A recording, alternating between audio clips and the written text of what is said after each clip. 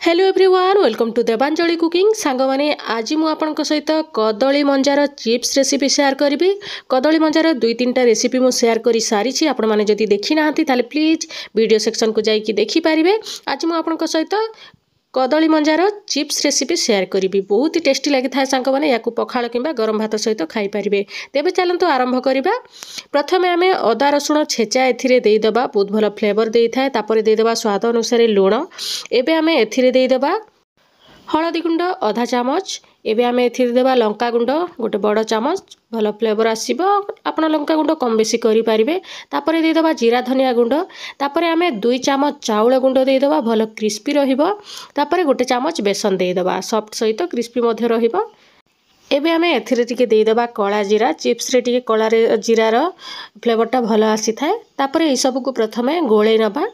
टिके कदली मंजारे पानी अंश थाए तो सेथिरे गोली हे जीवो। देखंतु आपनको जदि दरकार हुए ताहले अल्प टिके पानी देई पारिबे। ए भलिया सब तक को मंथि नबा।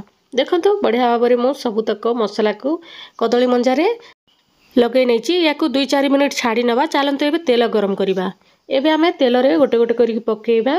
तेलटा भल भाबरे गरम हेले ही पकेइबे। आउ फ्लेम को हाई रखिथिबे। हाई फ्लेम रे ही याकू छाणीबा, न हेले सॉफ्ट हे जीवो, क्रिस्पी जमारू हबनी। आपनको जतिके दरकार सेतिके कढ़ाई रे जागा अनुसार देकी ए भलिया तळ ऊपर करिबा।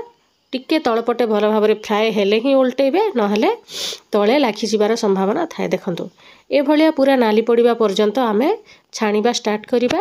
सांग माने ए रेसिपीटा बहुत सहज रे तयारी हे जाय थाए। आपण माने निहाती घरे ट्राई करिवे आ मते कमेंट बॉक्स रे निश्चय जणीबे।